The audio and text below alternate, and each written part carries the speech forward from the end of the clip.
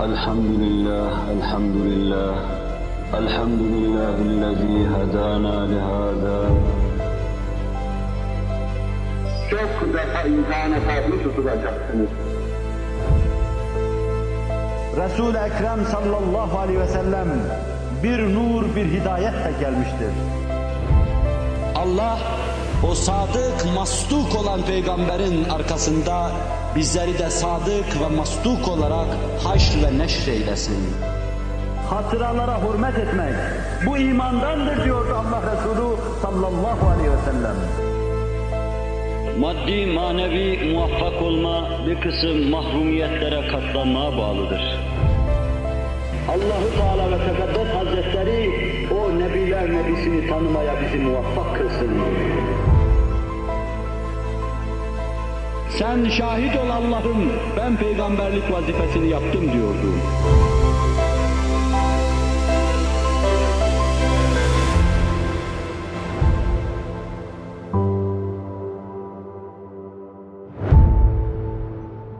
Elhamdülillah, elhamdülillah. Elhamdülillahillezî hedâna lihâzâ. وَمَا كُنَّا لِنَهْتَدِيَ لَوْلَا أَنْ هَدَانَا اللّٰهُ وَمَا تَوْفِيقِي وَلَا اعْتِصَامِي إِلَّا بِاللّٰهِ عَلَيْهِ تَوَكَّلْتُ وَإِلَيْهِ أُنِيبُ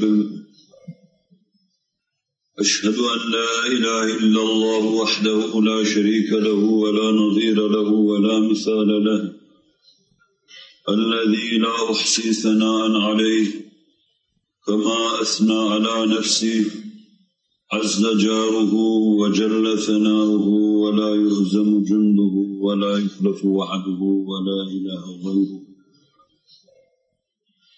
وأشهد أن سيدنا وسندنا ومولانا محمدا عبده ورسوله السابق إلى الأنام نوره ورحمة للعالمين ظهوره صلى الله تعالى عليه وعلى آله وأولاده وأزواجه وأصحابه وأتباعه وأحفاده أجمعين أما بعد فيا عباد الله اتقوا الله تعالى وأطيعوه وقد قال الله تعالى في كتابه الكريم أعوذ بالله من الشيطان الرجيم بسم الله الرحمن الرحيم أم حسبتم أن تدخلوا الجنة ولما يعلم الله الذين جاهدوا منكم ويعلم الصابرين صدق الله العظيم وبلغنا رسوله النبي الهاشمي الكريم. Muhterem Müslümanlar, dünyevi ve uhrevi muvaffakiyet, dünyevi ve uhrevi saadet ve selamet, dünyevi ve uhrevi emniyet ve huzur, bir kısım mahrumiyetleri, bir kısım sıkıntıları, ıstırapları aşmaya bağlı. Koklayacağınız güzel bir gül bir kısım dikenler arasındadır. Koparıp ağzınıza koyacağınız bir hurma upuzun bir ağacın başındadır. İçeceğiniz su çok kazma sallamanıza, kürek kullanmanıza bağlı. Yerin altından çıkarılmaya bağlı. Kandan, irinden deryalar aşılmadan, geçilmeden maksuda ulaşılamaz. Kur'an çeşitli ayetleriyle ifade ediyor. Çok defa imtihana tabi tutulacaksınız. Malınızla imtihana tabi tutulacaksınız. Nefsinize gelen, çatan bela ve musibetlerle imtihana tabi tutulacaksınız. Semeratınızdaki noksanlıkla imtihana tabi tutulacaksınız. Daha nelerle elenecek, hem kaç defa eleneceksiniz. Kim kalburun altında kalıyor, kim üstünde kalıyor belli oluncaya kadar. İmtihana maruz kimseler sarsılmadan, bir tepe gibi sarsılmadan, bir kaya yığını gibi bütün yola karşı, bütün gel değirmenlerine karşı mukavemet ederek karşı koyanlar muvaffak olacak. Yeryüzünde Allah'ın adının, sadece ve sadece Allah adının en yüksek, en güçlü olduğuna daima bağlı ve onu yüksek ve yüce tutmada her şeyi vermeye kararlı olan insanlar sadece ayakta kalacaktır. İmtihanlar, belalar ve musibetler olmasaydı, hakiki mümin, hakiki olmayandan nasıl ayırt edilir? Allah'a hakiki müteveccih olan demekten nasıl tefrik edilir? Bir Uhud harbi olmasaydı münafıkları sahabi nasıl bilecekti?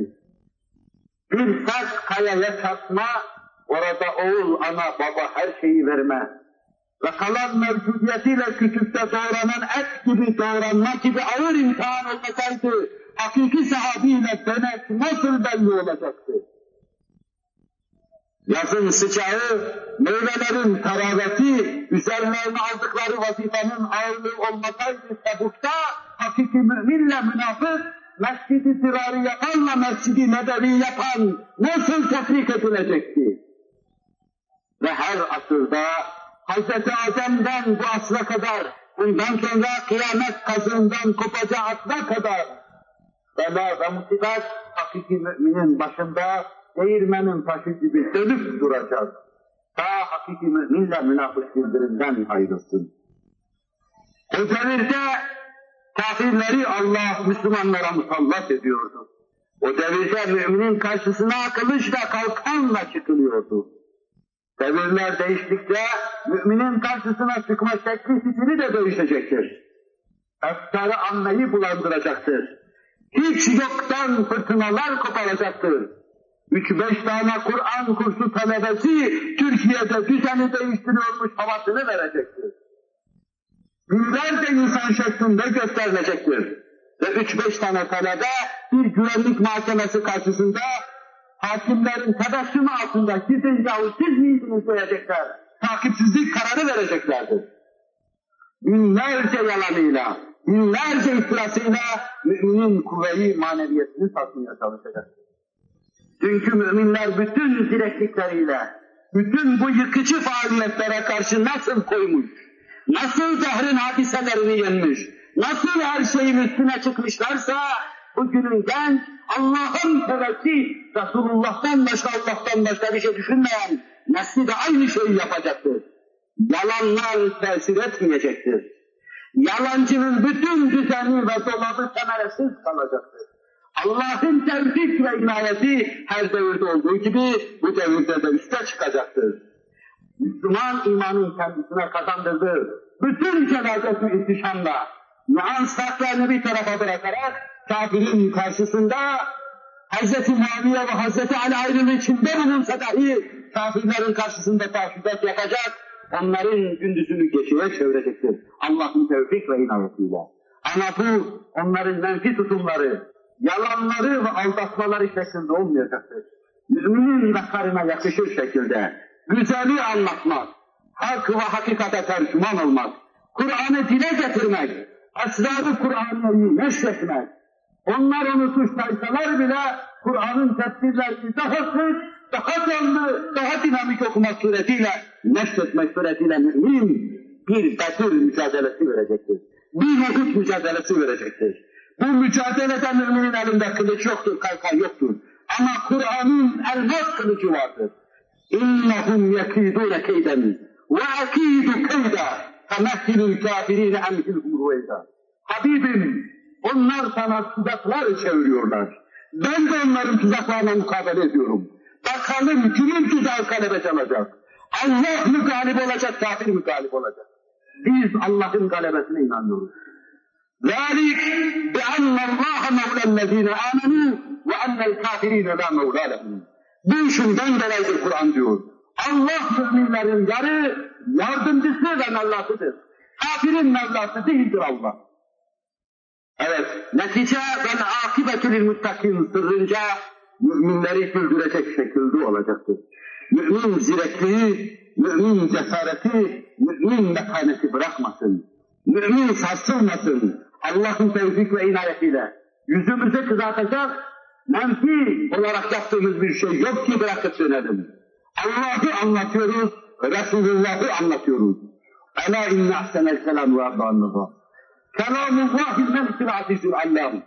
Kema kâlallahu tebâreke ve teâlâ fil kelam. Ve izâ kure'al Kur'an festemi'û lehu ensitu leallekum turhamûn. Euzu billahi mineşşeytanirracim. Bismillahirrahmanirrahim. وَالَّذ۪ينَ جَاهَدُوا ف۪ينَا لَنَهْدِيَنَّهُمْ سُبُلَنَا وَاِنَّ اللّٰهَ لَمَعَ الْمُحْسِنِينَ صَدَقَ اللّٰهُ الْعَظ۪يمُ. Elhamdülillah, elhamdülillah, elhamdülillahi hamden kâmilîne kemâ emer. Eşhedü en la ilahe illallah ve eşhedü enne Muhammeden abduhu ve resuluhu'n nebiyyül muteber. Ta'zimen li nebiyyihi ve tekrimen li fekâmeti şâni safiyyihi. فقال الله عز وجل من قائل مخبرا وآمرا إن الله وملائكته يصلون على النبي يا أيها الذين آمنوا صلوا عليه وسلموا تسليما لقيم اللهم صل على سيدنا محمد وعلى آل سيدنا محمد كما صليت على إبراهيم وعلى آل إبراهيم في العالمين ربنا إنك حميد مجيد وارض اللهم عن الصديق أبي بكر والفاروق وعمر وعثمان وعلي رضي الله عنهم وعن الستة الباقية العشرة المبشرة وعن الصحابة والتابعين الأخيار منهم والأبرار وسلم تسليما كثيرا إلى يوم الحشر والقرار واحشرنا معهم بلطفك آمين. اللهم انت من نسألك İbadallah, Allah'ın kulları. İttakullaha ve ati'uh. Allah'a karşı gelmekten sakının. Allah'ın himayesine girin. Allah'a itaat edin. İnna Allah ya'muru bil adli vel ihsan ve ita'i zil kurba. Allah adaletle, Kur'an'da tarif buyurduğu hayat tarzıyla, Kur'an'ın düsturlarını yaşamakla size emrediyor. En geniş manasıyla ihsanla, onu görüyor gibi ona kulluk yapmakla, siz onu görmeseniz dahi her halükarda sizi görüyor ya, yakınlarınıza bir şey vermekle, yüksek ve yüce olan İslam'ın ufkunuzda dalgalanması uğrunda varınızı yokunuzu sarf etmekle size emrediyor. وَيَنْهَا عَنِ الْفَحْشَاءِ وَالْمُنْكَرِ وَالْبَغِيِ يَعِذُكُمْ لَعَلَّكُمْ تَذَكَّرُونَ. Ahlaksızlığın her çeşidinden, gizlisinden, açığından, alıştığınızdan, alışmadığınızdan, dinin emirlerini tanımayıp taşkınlık ve serkeşlik yapmanın her çeşidinden, telakkilerin, asırların anlayışının değil, İslam'ın ve Kur'an'ın çirkin gördüğü her şeyden sizi nehyediyor. Böylece size vaat nasihat ediyor. Ta düşünesiniz, binlerce eğri büğrü yol içinde, tabaka tabaka karşılıklar altında, Kur'an'ın tariki müstakim diye anlattığı doğru yolu bulasınız.